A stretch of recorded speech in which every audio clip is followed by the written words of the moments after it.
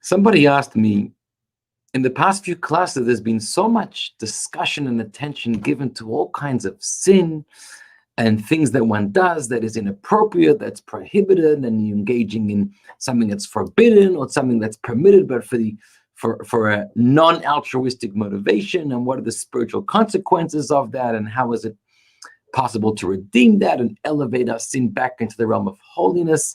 I mean, they're embarking on the study of the Tanya, and they're thinking that the Tanya is going to be a lot more inspiring, a lot more empowering. Why so much focus on this? So first of all, the simple answer is you've got to be patient.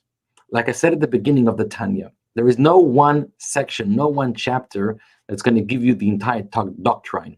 What's unique about the Chabad philosophy and the Tanya's doctrine is it's a whole worldview about yourself, your spiritual anatomy, and the existence of the universe. And you've got to give it time and patience, many, many chapters to understand how the Alter Rebbe is framing and mapping out for you a map of your soul, a map of your persona, and a map of the universe. So you've got to wait another 10 chapters or so just to finish section number 1 of understanding this entire script of the Alter Rebbe.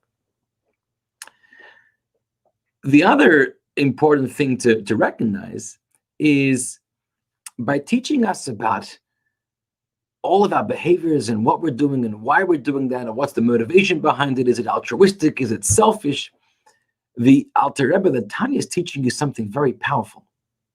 Your existence in this world and every moment of your existence and every breath you take and every thought that you think and every word that you say and every decision of behavior is hugely consequential. And this major significance, major impacts on your life, on your world, on the universe around you happen at every single moment because of your choices. You're being sent down to this world as an ambassador, an agent of God, and there's an agenda, there's a purpose over here, it's a project. And every moment and decision of yours is impacting that project, either advancing it further forward or obstructing it and delaying its progress. It's not like if you're given a job in an office and you're supposed to put in 8 hours a day, and if you take 5 minutes off, nothing so bad is going to happen. There's no taking 5 minutes off from life. Every moment, every experience of life is part of your life story. And so this makes you value every single moment of your life and recognize the importance and the significance of your existence in this world and every choice that you make. Realize that it's in your hands, it's in your heart, in your mind, in your soul, to always be either advancing or delaying the purpose of the creation of this world. Another introductory point is that there's a lot of focus and attention on 2 human behaviors, and that is food, eating, and sexuality. We've spoken about that in the last 2 classes, and we're going to continue to speak about those things. Why?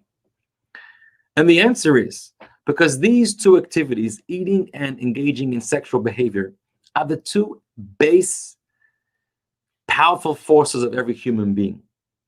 These are things that we all struggle with in life because they're very powerful behaviors. And because they're so base and so primitive, or could be that way, they affect us in a very internal way, right? A lot of people struggle with food, with their eating behavior, and with their sexual life. Now, a lot of people live very unhealthy in these regards. So they have very unhealthy attractions or engagement with food. And these could be physically unhealthy, the way you engage with food, or the way you engage with sexual behavior, sexual thoughts, sexual preoccupation. And it's also very spiritually unhealthy, because when the food starts to take you over and you become the glutton and you eat unhealthy and the food starts to dominate your life, it turns you into a very kind of animalistic, bestial person. You're not this cerebral human being living a altruistic life. And the same thing is with sexual behavior. When we become overcome by it, not able to control our thoughts and our impulses, and it takes over our thoughts in our day, we also become very bestial and animalistic. And vice versa, to the contrary, is being able to manage our engagement with food or with our sexual powers in a very purposeful way, in a very altruistic way, in a very controlled and regulated way that actually creates and generates extra holiness and sanctity in our life and in this world more than any other behavior. Because of how powerful it is, it can advance amazing holiness in your life. So if you look at the Rambam, when the Rambam divided the whole Torah into 14 categories of Jewish law, and one of those categories was called the Book of Kedusha, the Book of Holiness. And in that book, he didn't put in the laws of saying Shema, the laws of keeping Shabbat, and the laws of none of those laws. There's only two categories of laws in the Book of Holiness: the laws about food, forbidden foods, and the laws about forbidden sexual behaviors. It's because those two things in your life, you analyze them, and you have to always reflect on your relationship with food and relationship with your sexuality. And are they promoting your life into more health, physical health and spiritual health, or are they taking you over in a very unhealthy way? So in this chapter, the beginning of chapter 8, the Alter Rebbe says we've discussed about the sinful significance and consequences of inappropriate or unlawful food and eating. So if it's a forbidden food receives its energy from the three impure forces, where godliness is trapped inside that. And when you will engage in eating and consuming that food, then you put some of your soul, your life into becoming trapped in those three spiritual forces of impurity. Or if it's kosher, it's permissible, but you have non-altruistic motivations. You're not trying to eat it in order to gain energy, to be able to study more Torah, do a mitzvah, be kinder to someone else, live a more purposeful life, but rather you're accessing that permissible food for selfish reasons, gluttonous, lustful desires. You're also lowering your soul energy into the three impure forces. Here the Alter Rebbe adds, though, there's another thing about food that makes it uniquely challenging, different than any other sinful behavior. It doesn't apply if you engage in lashon hara, evil talk and gossip. It doesn't apply if you steal or if you shame somebody. Here, food is different. What is it?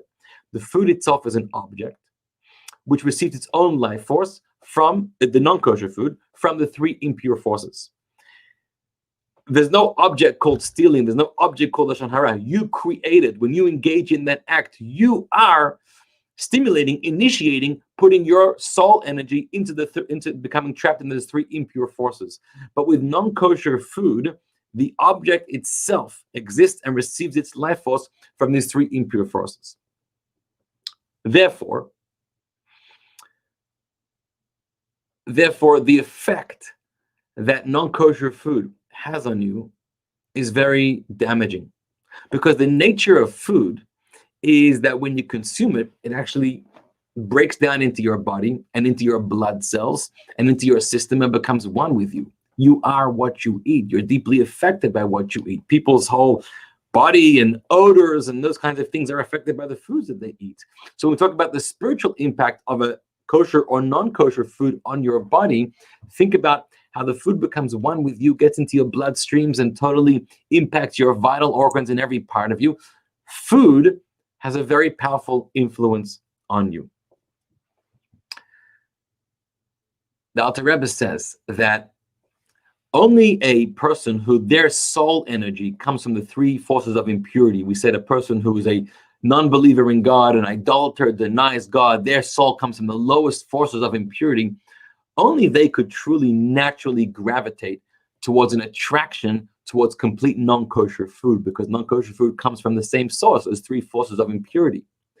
But a person who's a believer in God, a Jewish person, a person whose animal soul, human soul, does not come from the three impure forces, but comes from the klipat nogah, the transparent klipa, where the godliness is concealed but not trapped inside that, they could never naturally gravitate towards a food that is totally forbidden, because that's a category of impurity that is totally beyond me, outside of me. It's foreign to me. But what they can and do naturally gravitate is towards a permissible food, a permissible behavior, but for an inappropriate motivation. The goal is not to use the food energy towards something holy and purposeful, but to use it towards something selfish and gluttonous. Now, when you do that, we've already learned, you do lower your soul energy into the realms of the three impure forces. However, they don't become trapped there. And so it's possible or easier to do teshuvah. A regular, sincere teshuvah will elevate all of that soul and spiritual godly energy which you lowered into the three impure forces through your non-altruistic selfish behavior with the kosher food, and it will be able to extract it from there and restore it back to its source. That being said, the Alter Rebbe addresses another point.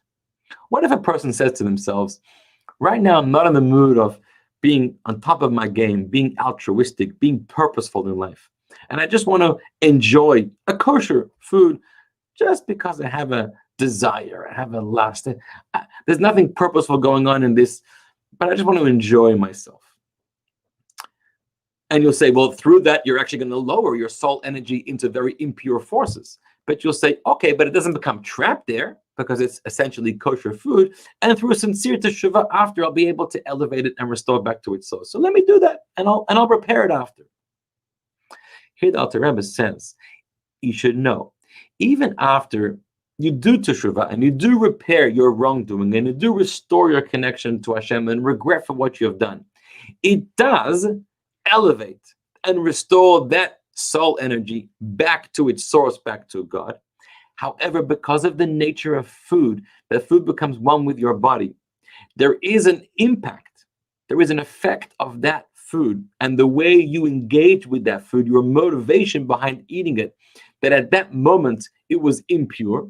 And so the consumption was impure, and that impure force of the food now spreads and becomes clothed and connected in one with your body, your function, your bodily systems, and your bloodstreams. Even after you've managed to redeem the spiritual force in that food back to its creator, the impact of that food has remnants on you forever. There's something in your body that's been stained by that food that can never be redeemed.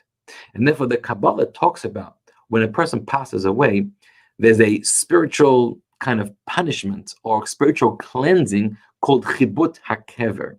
Apparently angels come and they sort of hit and smite the body, which is a form of cleansing. The body has these stains of impurity that were never redeemed, weren't possible to be redeemed and cleansed. And it's that, I guess, somewhat painful procedure that cleanses the body so the person can actually eventually get into heaven in a very clean and pure way. So remember, that will always happen to you if you ever engage in the consumption of food or another permissible activity, but for an inappropriate motivation, which forces us to really always be alert and be vigilant of checking our motivations and our purpose for breathing and living every moment of our life. And one example is brought from Rabbeinu HaKadosh. His name is Rabbi Yehuda Hanasi, Rabbi Judah the Prince, in the 2nd century after the Common Era, the author of the Mishnah. He is an example of somebody who never derived personal, selfish, non-altruistic pleasure in this world. Before he passed away, he held up all his fingers to God and he said, God, look at my 10 fingers. All of the things I've done with them in life, I've never derived gluttonous, personal, lustful benefit and enjoyment with them. Everything I've done in life, all of my human behaviors, I've always had a purposeful enjoyment with them towards a godly purpose and goal. And this is coming from Rabbi Yehuda, who we know is a very wealthy person. And the Talmud says about him, he had access to, if it would be nowadays, every gadget in his home. And it says there were certain fruits that were very seasonal that the average person could only buy it in certain seasons. He could get them any time of the year because he had servants and others who would travel to remote countries, and he always had every delicacy on his table. So it's not about having that amount of possessions and access to the physical world that is the problem. To the contrary, you can have access to all permissible things in life. The challenge is your motivation, your goal. If you were to access all of the permissible physical accessories in life, but in a way that could elevate you, stimulate you, and be the impetus towards more purposeful, altruistic living in life, perfect. That's the goal. But if it could challenge you, distract you, and bring you down in ways that you've turned your attention away from God's purpose for your life and towards only personal, non-altruistic enjoyment and pleasure in life, then you have created a sin on your soul and on your body.